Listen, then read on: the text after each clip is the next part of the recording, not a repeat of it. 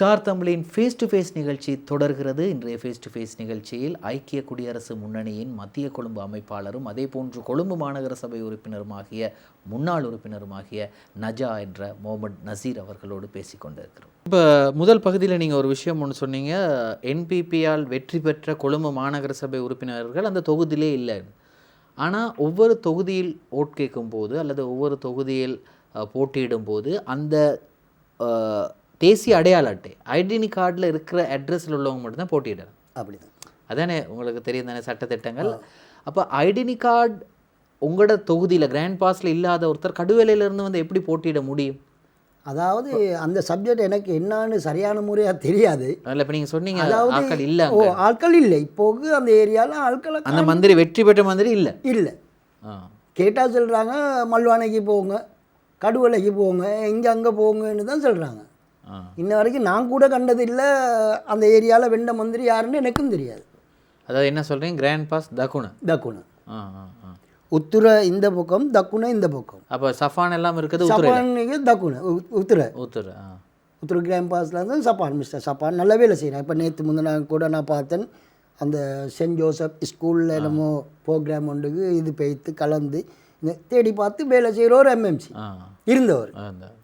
நீ அவருக்கு திரும்ப அவர் கிடைக்கும்னு சொல்கிறாங்க, அதை பற்றி என்ன நினைக்கிறீங்க? இல்லை, கிடைக்கத்தான் ஒன்று. நான் சந்தோஷப்படுறேன். நான் எனக்கு கிடைக்காட்டியும் பரவாயில்ல, அந்த பதவி அந்த சப்பானின்ற மந்திரத்துமாக கிடைக்குதுன்னா நான் மிச்சம் சந்தோஷப்படுறேன். அவ்வளோ வேலை செய்கிறாரு, வேலை செய்கிற மனுஷன், வேலை செய்கிறவனும் வேலை செய்யணும். அதுவும் நம்மளோட ஒரு பிள்ளை தானே, நம்மளோட ஒரு பிள்ளை, ஜாதி அல்ல. இல்லை அப்படி இல்லை, எனக்கு புரியுது என்ன நீங்கள் சொல்ல. ஏண்ட வயசுக்கும் அவனோட வயசுக்கும் என்னோட ஒரு பிள்ளை. ஆமாம் ஆமாம் ஆமாம், அந்த அளவுக்கு முன்னுக்கு போட்டும் என்ற ஒரு நோக்கம் எனக்கு தெரியும். சரி, அப்போ என்பிபி மந்திரிமார்கள் வந்து நிறைய பேர் தெரியாதவங்கலாம் வெற்றி பெற்றிருக்காங்க, தெரியாதவங்க வெற்றி பெற்றிருக்காங்க, நிறைய பேர் தெரிஞ்சவங்க வேறு கட்சியிலேருந்து வந்து எல்லாம் வெற்றி பெற்றிருக்காங்க. அப்போ இப்படி இருக்கும்போது அரசாங்கத்தாலேயும் ஒன்றும் செய்ய முடியலை. இப்போ உங்களோட குற்றச்சாட்டு நீங்கள் சொன்னது, அரசாங்கத்தாலேயும் ஒன்றும் செய்ய முடியலை. அப்போ மாநகர சபையில் என்னத்தை செய்ய முடியும்னு நீங்கள் எதிர்பார்க்குறீங்க? அதுவும் செய்ய இயலாண்டு தான் நான் நினைக்கிறேன். ஏண்டா காரணம், மாநகர சபையில் ஒரு வேலை ஒன்று செய்ய போனால், இப்போ நான் பொதுமக்கள்னு வைங்களே, நான் ஒரு பொதுமக்கள், நான் போகிறேன் ஒரு டெக்ஸ் பில் ஒன்று கட்டுறதுக்கு, ஃபேன் சுற்றுது, ஆள் இல்லை. நான் அந்த இடத்துல கொழும்பு மாநகர சபை, இப்போ ஆள் இல்லை. அப்போ அந்த ஃபேன் சுற்றுறது வரிப்பணம் எங்கட, வரிப்பணம் எங்கட. அப்போ ஆள் எங்கேன்னு பார்த்தா ஆளை காணும். அப்போ அதை அங்கனைக்கு 6 ரூபா 10 நிமிஷமோ 15 நிமிஷமோ நின்று தான் நான் என் வேலையை அங்கனே செஞ்சுட்டு வரணும். அதை விட்டு போடுங்களேன். இப்போ நாங்கள் ஒரு அவசரமான ஒரு வேலை ஒன்று செய்ய போகிறோம், அது டிஸ்ட்ரிக்ட் 1 ஆகிக்கலாம், டிஸ்ட்ரிக்ட் 2 ஆகிக்கலாம், ஏதாவது ஒரு டிஸ்ட்ரிக்ட் சம்மந்தப்பட்ட ஒரு இடத்துக்கு போனால் அவங்க சொல்கிறாங்க ஆவல் மந்திரிக்காவட்டு என்ற திப்புனானே, ஆவல் மந்திரி நாங்கள் எங்கே போய் தேடுறது? இப்போ மாளிகாவத்தை கொட்டாசி எடுத்து பார்க்க போகல மிஸ்டர் ரீசா சார், அதாவது மேயருக்காக போட்டிவிட்டார், சாதாரணமாக வேலைக்காரன், வேலை செஞ்சதுனால தான் அவனுக்கு மக்கள் ஓட் போடுறாங்க திருப்பி. ஆமாம், அதாவது அவர் ஏற்கனவே அந்த தொகுதிக்கு ஏதாவது செஞ்சிருக்காரு. களவு செஞ்சானா இது எடுத்தானான்றது அது எங்களுக்கு தேவையில்லை சப்ஜெக்ட். நாங்கள் கண்டதும் இல்லையே, காணாமுத்திர போல் பண்ணக்கூடாது. அதே மாதிரி இந்த பக்கத்துக்கு மிஸ்டர் ஜுவார் புகாரி இப்போ வேலை செய்கிறவங்க அவங்கெல்லாம் நாங்கள்லாம் வந்து மந்திரி ஆகாமே வேலை செஞ்சோம். இப்போ மக்கள் அவங்களுக்கு கொஞ்சம் ஓட்டை போட்டு அவங்கள ஆட்களை எடுத்திருக்கிறாங்க. அதாவது மக்களும் சில மக்கள் இருக்கிறாங்க, ஒரு மூட மனுஷர்கள். ஏன்னு சொன்னால் எங்கேயோ போகிறவனுக்கு ஓட்டை கொடுத்து போட்டு ஏரியாவில் உள்ளவனு தான் வந்து பேசுவாங்க. அதாவது யார் தெரியாத ஒரு ஆளுக்கு வாக்களிச்சிட்டு சந்தியில் எந்த நேரம் காண்ற எங்கள்கிட்ட தான் வந்து சொல்லுவாங்க, அதை செய்யுங்களே இதை செய்யுங்களேன்னு. அப்போ நாங்கள் மக்களுக்கு ஏசையும் மேலாது, செய்யாமல் இருக்கவும் மேலாது. அப்படியும் எங்களுக்கு சில நேரங்களில் இருக்குது. அடுத்து இன்னும் ஒரு கேள்வி ஒன்று இருக்குது. இப்போ நீங்கள் சொன்னீங்க ஏற்கனவே நாங்கள் இந்த மைக்கு இந்த கேமராவை கதைக்கிற முதல்ல அகில இலங்கை மக்கள் காங்கிரஸ் தலைவர் ரிஷாட் பதூர்தீன் அவரோடு சேர்ந்து நீங்கள் அரசியல் பயணத்தை மேற்கொண்டதாக சொன்னீங்க. அது எந்த காலப்பகுதி? அதாவது நாங்கள் இப்போ ஒரு 12 வருஷத்துக்கு போன பலசபான்னு சிங்களத்தில் சொல்லி பலப்பால்னு மெத்திவாரன்னு கொழும்பு டிஸ்ட்ரிக்ட்டுக்கு நாங்கள் போட்டு நாங்கள் அவரை, அதாவது நீங்கள் சொல்கிறீங்க மாகாண சபை தேர்தல் பல சபா மெத்திவர்னே அப்படி கண்டாயமாக தால அப்படி நாங்கள் கொழும்புல வெற்றி பெற்று ஒரு மந்திரி ஒரு சின்ன மயில் சின்னம் கொழும்புல மயிலிண்டா யாருன்னு தெரியாது, அதாவது ரிஷாத் பதுதீன்டா யாருக்கும் தெரியாது. ஆமாம், ரிஷாத் பதுதீன் அமைச்சராக இருந்தார் தானே, அதை எப்படி தெரியும்? அமைச்சராக தான் இருந்தார். இருந்தது கொழும்புல சேவை செய்ய ஒருத்தர் மில்லி. அவர் ஊரில் தானே வேலை செஞ்சார். அவரோட ஊரில் மன்னாரில் என்னது தாராபுரமா அந்த பக்கத்தில் தான் அவர் வேலை. அவர் கொழும்பு மக்களுக்கு இது வரைக்கும் ஒரு ஜொப் கொடுத்திருக்கிறாரா? அவருக்கு கொடுக்க இயலாது. அவர் நான் அமைச்சராக வர்றாரு இப்போ இல்லை. அவருக்கு இருந்த காலம் சத்தோசா மினிஸ்ட்ரி இருந்துச்சு. எத்தனையோ மினிஸ்ட்ரி அவரோட கையில், கைத்தொழில் மினிஸ்ட்ரி அவரோட கையில் இருந்துச்சு. எத்தனையோ மினிஸ்ட்ரி இருந்துச்சு. அதோட நாங்கள் அவருக்கு கேட்டு எங்களோட மந்திரி ஒன்று நாங்கள் போட்டு இப்போ மிஸ்டர் பாய்ஸ் மந்திரி அவரை போட்டு கொழும்பு டிஸ்ட்ரிக்டில் நிறைய ஸ்கூல் வேலைகள் மிஸ்டர் பாய்ஸ் வந்து அநியாயம் செல்லக்கூடாது, எக்கச்சக்கமான வேலைகள் ஸ்கூல் வேலை, அம்ஜா ஸ்கூல், ராசிக் பரிதி ஸ்கூல், அதாவது இன்னும் அந்தந்த மாதிரி ஸ்கூல் எல்லாம் இன்றைக்கு கொஞ்சம் தலை தூக்கி நிற்கிறதா இருந்தால் அது மிஸ்டர் பாய்ஸ். இந்த கைரியா ஸ்கூல் இந்த மாதிரி பல ஸ்கூல்களில் கொஞ்சம் எழுப்பாட்டி அந்த முறையில் நடமாட வச்சது வந்து பாய்ஸ். அது அகில இலங்கை மக்கள் காங்கிரஸில் கிடைச்ச வாய்ப்பு. அதை அவர் பயன்படுத்திட்டார். அதாவது மக்கள் காங்கிரஸ் இதுக்கு கிடைச்ச ஓட்டு இல்லை, மக்கள் எங்களுக்கு கிடைச்ச ஓட்டு. அதாவது மயிலுக்கு கிடைக்கல, மயில் சின்னத்தில் மயிலை நாங்கள் கொண்டு போனதுக்கு கிடைச்சது வாக்கு ஏரியாவில் எங்களுக்கு. அதாவது வேட்பாளர்களுக்கு தான் கிடைக்கல, சின்னத்துக்கு கிடைக்கல.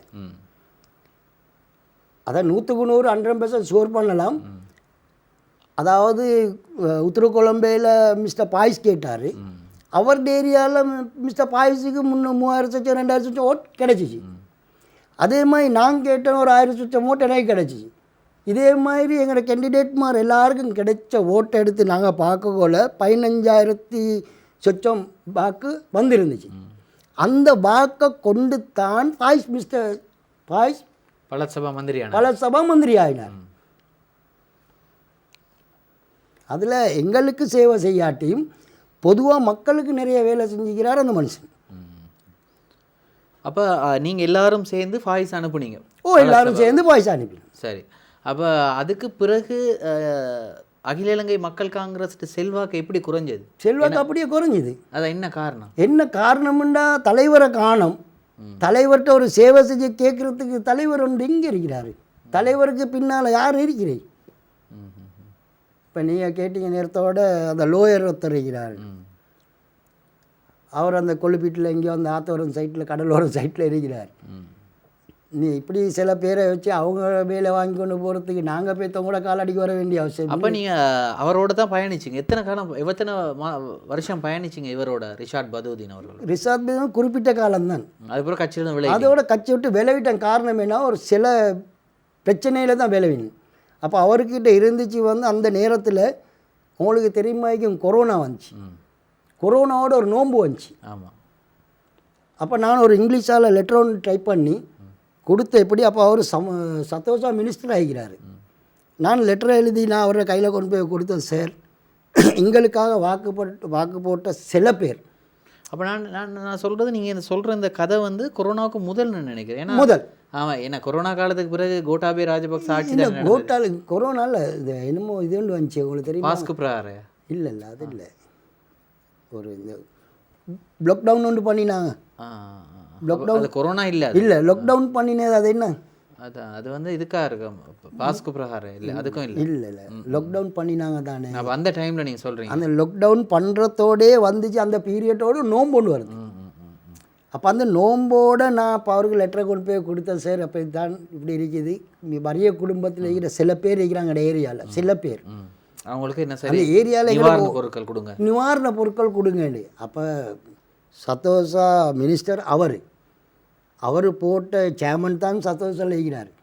ஒரு 1000 ரூபாட ஒரு சின்ன பேக்கேஜ் ஒன்று செஞ்சு அந்த சின்ன அந்த சந்தர்ப்பம் அடே கேக் அது அவட கை காசால் கொடுக்க தேவை, அரசாங்கம் மூலமாக கொடுக்கல. அடே ஒரு கேண்டிடேட் வந்து கேட்குறான், என்னையோட நல்லா முகப்பத்தாக இருக்கிறவன் தான் கேட்குறான் அப்படின்னு ஒரு ஹெல்ப் பண்ணலையே, தூக்கி வீசிட்டு சும்மா இருந்தார். அப்போ அந்த கொழும்பு மக்களை மதிக்காத அளவுக்கு ஒன்று தானே.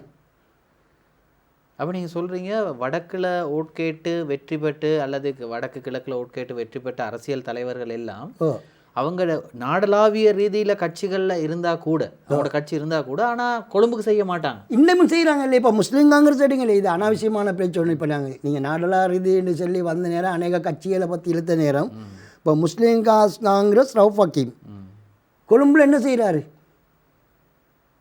ஆனால் இந்த நடந்து முடிந்த உள்ளூராட்சி மன்ற தேர்தலில் கூட முஸ்லீம் காங்கிரஸ் சார்பில் 2 பேர் வெற்றிக்கிறாங்க. அதே நல்ல நண்பர்கள் 2 பேர் தான் கேட்டிக்கிறாங்க, வெற்றிக்கிறாங்க. ஒரு நல்ல இஸ்லாமிய பெண்மணியும் வெற்றி விலக்கிட்டாங்க. அது அவ நம்ம அந்த முகத்துக்கு நம்ம சைன் பண்ணி அவங்க வெட்டினான். அதாவது அவ நேஷனலிஸ்ட் அவங்க தானே ஜுவாரா சென்ட்ரல் இல்லை பரவாயில்லை. ஆனால் இவங்களா இருந்தாலும் கொள்முதல், அதாவது தலைமொத்தத்தில் வேலை செய்ய இப்போ இவங்க 2 பேர் செய்கிறாங்க தானே. நகரசபாய்க்கு வந்துக்கிற 2 பேரும் வேலை செய்கிறவங்க, வேலை செஞ்சு கொண்டு தான் இருக்கிறாங்க. அன்றைக்கு அவர் பல சபாவில் இருந்தார், மிஸ்டர் இருந்தார், அவரோட பேர்னு அப்போ அவர் பல சபாவில் இருந்தவர். இப்போ புதுசாக வந்திருக்கிறாங்க 2 பேரும் நகர சபாவில் வேலை செய்யக்கூடியவங்க, வேலை செய்கிறாங்க. இதே மாதிரி பல பேர் பல வேலை செஞ்சு கொண்டு போகிறாங்க. அப்போ அதுக்கு பிறகு நீங்கள் அந்த கட்சிக்கு எதிராக செயற்பட தொடங்கிட்டீங்களா? எந்த கட்சிக்கு? அகில இலங்கை மக்கள் இன்றைக்கும் எதிரி தான். அகில இலங்கை மக்கள் காங்கிரஸுக்கு நீங்கள் ஒரு எதிரி? இன்றைக்கும் எதிரி தான். நாளைக்கு அவர் கொழும்புல கட்சியை போட்டு அவர் கேட்குறாருன்னு சொன்னால் எல்லா ஸ்டேஜ்லேயும் டேமேஜ் பண்ணுவேன் நான். ஏன் இவர் செஞ்சது என்னன்றதுக்கு ஒன்றுமே இவ்வளோ கோவத்துக்கும், அதாவது ஒரு கட்சியின் தலைவர் மீது உங்களுக்கு இருக்கக்கூடிய இவ்வளோ கோவத்துக்குமான முக்கியமான காரணம், அன்றைக்கு மக்கள் இக்கட்டான ஒரு நிலைமையில் இருக்கும்போது நான் போய் கேட்டதுக்கு அவர் உதவி செய்யலை. எனக்கல்லையே, நீங்கள் கேட்டது மக்களுக்கு, அதான் வறிய குடும்பங்களுக்கு நிவாரண உதவி. எங்களுக்கு மக்கள் வாக்களிச்சுக்கிறாங்க.